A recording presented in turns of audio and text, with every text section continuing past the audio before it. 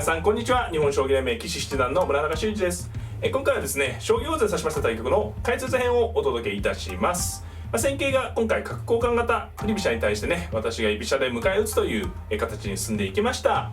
相手の方のね、角交換型振り飛車に対してはいろいろな指し方があるんですけれども、今回私はね、やや攻撃的な布陣ですね。実際ね、本局はね、相手の方の動きに対して自陣角を打ってね、対抗したんですけど、その自陣角を軸にしたね、反撃策がうまくいきまして、リードを奪ってね、最後相手の方ちょっとね、錯覚があったのでね、決着となったんですけれども、詳しい変化や考え方などをね、大盤で詳しく解説していきますので、ぜひぜひ最後までごゆっくりお楽しみください。はい、ではね、早速対局のを振り返っていきたいと思います。本局、私の先手番でね、対局がスタートしました。7六歩、3四歩、2六歩にね、ここで4二飛車と、いわゆるね、角交換型、角道をこう止めない振り飛車ですよね。角道を止める振り飛車はまた全然違ったね、将棋になるんですけれども、角交換をね、して指す振り飛車のスタートですね。で、4八銀、6二玉、6八玉に、いろんな形があるんですよね。本局は振り飛車側の方から角を交換してきました。8八角成とね。で、同銀に、3二銀と。これちょっとね、誘いの好きというかね、これは上級者以上の方はね、お分かりいただけるんですけど、これ角打てそうなんですけどね、ここに角打つと、角を持たれてる時はね、3三角と打たれてね、香車が取れなくて同角成、同銀と進むと、一手ね、銀の得されてしまうのでね、これ3二銀いかにも打てそうなんですけどね、打ってもうまくいきません。これはちょっと、中級者以上の方にはね、おなじみの形かなと思います。で3二銀に対して角をね、打つことはできないとかね、打っても損になるので、7八玉と。そして3三銀。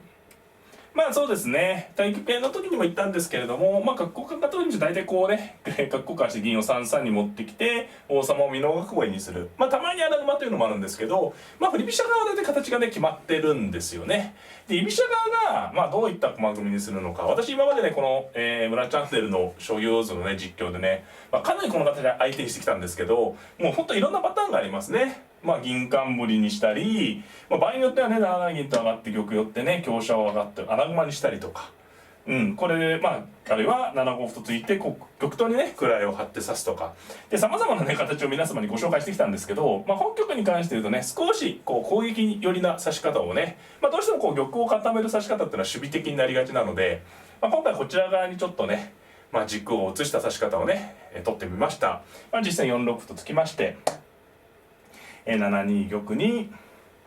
4七銀とね、早めに銀をね進出していきますね。で、8二玉に2五歩と、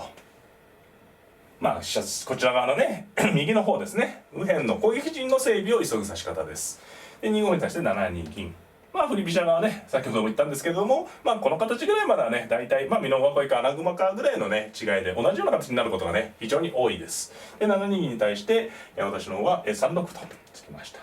で、9四歩にこの8歩はね、受けといた方が無難だと思います。9六と受けて、で2二飛車と。さあ、先ほどね、私の攻撃に軸を持った指し方と言ったんですけれども、この後手の角交換型振り飛車の、指し方ですよね、狙い筋というのは主に2つありまして、今2二飛車と回ったんですけど、これ2二飛車と回ってね、2四歩と突いて、同歩同銀とね、棒銀の要領ですよね。こうやってこう飛車先の逆襲をする狙いが一つと、もう一つが飛車をこう回したことによってここの地点を受けておいて、実際もそうなんですけど、4四銀とこちら側に銀を出てね、3五歩と突いてみたりとか、場合によってはね、すぐに短期ではなかなかいかないですけど銀が出ていくようなね、飛車を回ることでここをね飛車で受けておいて銀を自由に使うという、主にこの2つの指し方があるんですよね。ですので、その2つをね軸に居飛車を持った時は、マークしておけばね、そこ来るよということ分かってればね、少しね指す時バタバタしないんですよね。で、本局ねこの3六歩を突いてもう4七銀までできてますんで、3七桂とね飛んだんですね。で、この桂もね、飛んだことによって桂とか狙われることももちろんあるんでね、これ飛んだけいいよって話じゃないんですけど、こう飛ぶことで2四歩同歩同銀の手と4四銀とね2つの手をねいっぺんに受けたような意味があるんですよね。例えば、2四歩同歩同銀と来てもですね、ここに桂馬がいますから、これ以上銀進軍していくの皆さんお分かりいただけますかね。例えば、出てっても桂馬取られちゃいますし、銀これどこにも動けないんでね、で桂馬を飛んでおけば例えばですね一例を言いますとこう7七角と反撃していって、でこれ結構ねこの銀がふわふわなのでね、桂馬を飛んで押さえておけばこんなようなね反撃もできます。例えば3三角、一例ですよ、うまくいった例ですけど3三角と合わせれば同角成と取って、同桂とね桂馬を1枚飛ばしたように見えるんですけど、これで例えば3五歩と突くとかで、こうやると同銀とは取れなくて同歩ですとねここで一歩持ってますから3四歩と打っていくとかね、別にこうやってもう積極的に仮に行かなくても、仮にこの状態で今ね先手の同銀で先手の番ですけど、後手の番だとしてもこれ進軍がね難しいですよね。ですのでまずは2四歩同歩同銀という手に対して備えてるのが一つと、実戦もそうなんですけれども、5二金5八金右にね、1四歩1六歩と突いた後に相手の方はもう一つのね狙い筋であるね、4四銀と出てきたんですけど、これに対してもね4五歩とね桂馬がいますからつけるということですよね。ですのでどっちのルートに対しても桂馬を飛んでおくとね、結構受けやすいっていうのが一つね、この形のメリットになりますよね。これ早めに作っておかないと、例えばね3六がついてない形で飛車もらえちゃうと間に合わないんですよね。これねここから突いても疲れちゃいますし、突いても例えば4四銀と突いて出られて桂飛んで疲れるとかね、例えば桂飛んで疲れちゃうとかいう、これで悪くなるわけじゃないんですけど変化が生じるので、最初に言ったねこちらの玉の整備より3六歩が3七桂を急ぐことによってね相手の速攻を防ぐことができるよっていうのはこの作戦の軸です。はい。で実際4四銀に4五歩と突いて、後手の方もね別にこれをやられたから全てを封じられちゃってダメになっちゃうって作戦とかこんな流行しないんですけど、例えばこの4五の時に6四角とね強引に動いちゃうってはあったと思いますね。これはね美濃囲い完成してるんでね動いちゃう。銀を取れば桂馬を取って成り込むと。で例えばですよ4八金みたいな受け方だったらこの歩をね4五銀と取ると同桂なら、飛車を取れると。先手もこれで角を自陣に打つような手があるんでね難しいですけどね、変化の一例は6四角に2七飛車と浮いてね今度は取れば同桂ですし、5五銀に対して、7七角と打つと。これもちょっと手になるのは難しいかもしれないですけどね、後ろに飛車がいるんでね、例えばこうやって動くような手もあったっていうのが一つですね。はい。で実戦は4五歩に対して、3三銀と、引きました。これもね振り飛車ならではなんですよ。こう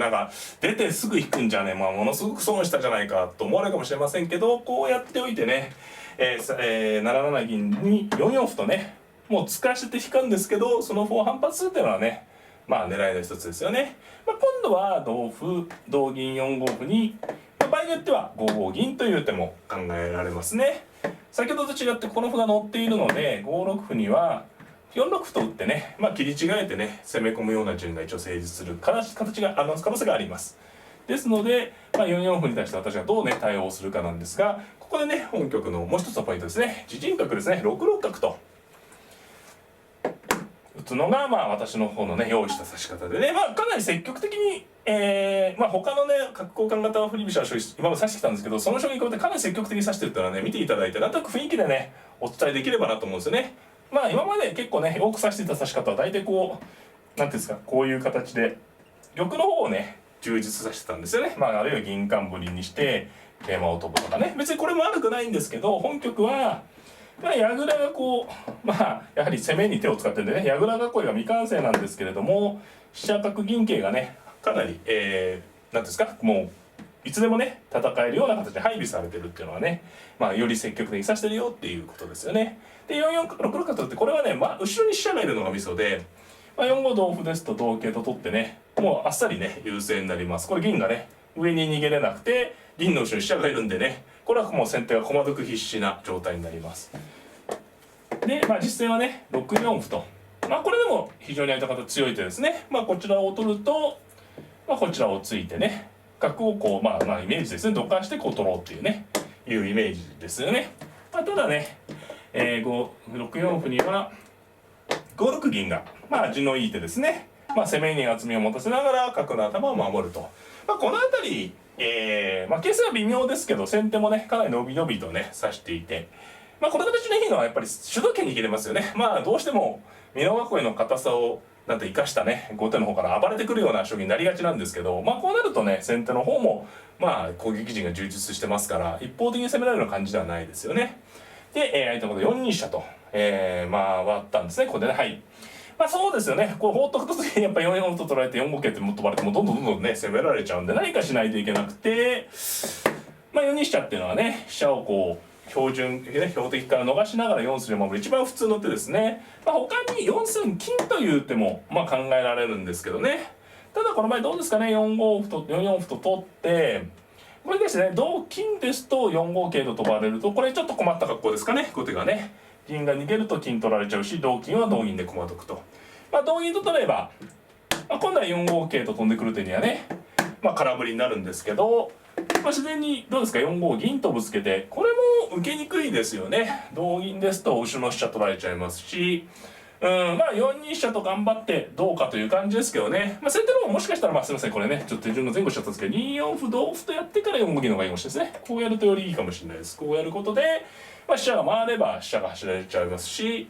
まあね6五歩にも4四角と出ればね金銀2枚取れるんで、これもいずれもちょっと後手が受けが難しいかもしれません。ですので実戦はまあ4二飛車っていうのはね、まあ私でもまあこうやって受けるかなっていう感じのね、まあ振り飛車ならではのね手なんですけれども、まあこれで4八飛車とねこちらに力を注ぐ手もあるんですが、まあ、実際はね金4歩と突きまして、同歩に4四歩と飛車がねこちらに動いたことによって銀が動けば飛車が走れる形になっているってことですよね。でまあいつも4五桂飛べると。さあそうですね、これでまあ後手が4四銀ならば飛車を走ってね、まあ、これは先手のペースでしょうね。まあ飛車先のね形が破れる格好になりますんでね、まあ歩を受けて、まあ例えばどうですかね、まあいろんな指し方があるんですけどね、まあ一回じっと飛車引いてもね、まあ例えばこれね2三歩と打つと一応こう銀引くような手がありますかね。これで飛車が逃げれば飛車を成るようなね、まあこれで2九飛車に3八角とことあるとちょっとまあ紛れが生じることもあるので、まあこの場合はどうでしょう、一回飛車をどこかに引いておく、あるいはまあ飛車寄る手もありますかね。寄って強くさせても銀引いたし2枚替えでね、まあ、いずれにしろ先手のペースだと思います。まあ相手の方はここで3五歩と、ただ非常に、筋のいい反撃ですね。桂の頭が弱点なんでね、さあここでね、まあ、どう指すかなんですけど、まあ、これでね振り飛車攻略見てね9五歩とついたのはねちょっとねまあ早い手なんですけれど、これね逆算した感じですね。逆算ってどういうことかというと、ここでね今戦いが起こってるんですけど、まあ、桂馬を飛んでった変化の時に銀と桂馬とね歩が手に入りそうなんですね。まあ僕がやったのはちょっと具体的に大盤で動かすんですけど、銀と桂馬と歩が手に入りそうなので、その時に端にね突き捨てが入ってた方がいいよということでついたんですね。これ、まあ、ここだけやるとなんでここでぶつかってるんですか、ここなんだと思われると思うんですけど、例えばこれ同歩ですと4五桂と飛びます。そうすると銀取りですよね。で銀が取られたくないから4四銀と出ると。そして飛車を走ると。で、まあ、銀と桂実は両取りなのでね、まあ、4五銀と取ると。まあ、4三歩っていうのは手もあるんですけど、例えば、まあ、シンプルに同銀と取って同飛車に2一飛車成と。まあこれ一番シンプルなねさばき合いですけど、で例えば4九飛車成と。まあ仮にこう進んだとします。でこの時に銀桂歩持ってると、まあ、9三歩という手がね、まあ美濃囲いを崩すね、狙いの一手になるんですよね。同香にまあ2つありますね。8五桂と直接打つ手もありますし、例えば9四歩同香8六桂とね。要するにここで銀桂が手に入りそうなので早めに突き捨てておくと。でなんで早めが必要かというと、飛車を成ってね全て成った後にまあこうなった後にね後から9五歩と突くとこの取り込む手がねまあ少し一手遅いので、例えば後手の方から、まあ、角銀桂持ってますからね、例えば6五銀とかまあ一例ですけれども、まあ、突き捨てが入らないことがあるんですよね。ですので、まあ、ちょっと早いタイミングなんですけど、駒がいっぱいいて持たれる前に9五歩同歩と突き捨てておけば後々攻める手がね先手で攻めれるよっていう意味ですね。まあ、これ一つ一例なんですけれども、で王様がですね美濃囲いって非常に横からの攻めに強いので、どこかでねまあこの端攻めを絡めることができると居飛車側としてもね優位に戦いが進むことがよくあるんですよね。ですのでね皆様にもね是非ね、まあちょっと早いタイミングではあるんですけど、こう9五歩と突いてね、まあ、王様がしかもこう囲ってないのは逆に良かったりするんですね。囲ってると同歩の後に、まあ、反撃されることあるんですけど、これ玉がね一応ずれてるんで、ここを反撃されたらこうやって反撃されちゃうってことはあんまないんですよね。ですので7八玉型だとねこういつでも9五歩っていうのを狙うっていうのはね皆様ぜひ覚えていただきたいところだと思います。まあ同歩と取るがでも自然だと思います。同歩と取ってね今の変化で勝負してどうかという将棋だったと思うんですけど、まあ、実戦は3六歩と、まあ、ここ取ってきたと。まあこの手もね手だけ見ると自然なんですが、そして4五桂と飛んでややねこの歩がぶつかってんのが後手としてやっぱり気持ち悪いですね。取り込んで歩つけるような格好になるとすごく狭くなるんで、これで3七歩成と勢いしたいんですけど、3七歩成は3三桂成と取って飛車を取れば飛車を取ってね銀を得してますし、同桂なら飛車を走ればと金はできてますけどね飛車を押さえ込んでさばけるのでこれも先手よしです。まあ実際はね、4五桂に対してまあ4四銀とねかわしたんですけれども、まあこれですとね2四飛車と走った時にこの3六の取り込みはね若干空振りですよね。なって飛車取りって形でなれなくなったんでね、これ先手優勢になったと思います。でまあここでね4五銀と取ればねまだまだこれからのまだ難しいね勝負。これで4三歩取って同飛車に4四歩取って銀を得意、まあ5連打してですね5連打してまあ銀を取る形を選ぶか、あるいはまあ先ほど言った同銀同飛車で桂を取ってね攻め合うか、まあどちらもね、まあ、先手もここはぶつかってるんでね十分戦いだと思うんですけど、まあ、実際ここでね、まあ、2二歩と打った手が、まあ、ちょっとね錯覚のまあポカというかねミスになってしまって、まあ、これね4四飛車と取ってさすがにね美濃囲いが硬いから飛車交換歓迎といっても銀得でね銀得で飛車が取れましたから飛車が交換になりましたから、これははっきり、先手が優勢となりました。まあ、実際ねここで9五歩と戻したんですけど5三桂成となったところでね、まあ、相手の方がね、まあ、投了となりました。まあ、ちょっと早い投了です。もちろんこれ詰む詰まないではないんですが、まあ、銀得していてね、まあ、先手の右桂はもうここまでいっていて後手の右桂動いてないですよね。でまあ、次金取られちゃいけないんで、まあ、同金なら同角成でねいいですし、まあ、金を引くようになったらねただいろいろありますけどね6二銀と作っていっても、まあ、駒の枚数がね違うということで、もちろん指せば逆転するってことは勝利にあるんですけど、まあ、大きな駒得ということで投了となりました。はい、いかがだったでしょうか。今回はですね将棋を指しました対局の解説戦をお届けいたしました。まあ、戦型がご覧いただいた通りね角交換型振り飛車ということで、まあいろいろなね対策、先手型、居飛車型ですよね。居飛車側もいろんな対策がある中で今回はですねやや攻撃的な、まあ、相手の動きに対して反発してね積極的に優位を取っていこうというね指し方を皆さんにご紹介いたしました。まあ様々な対策がある中ではね結構攻めが好きな方にはねおすすめの指し方かなと思います。まあ、今回はねうまくいきましてね決着と一緒になりました。皆様のね対局のですね参考になればなと思っております。この動画が良かった方はグッドボタンを、チャンネル登録の方もぜひぜひよろしくお願いいたします。それではまた、さようなら。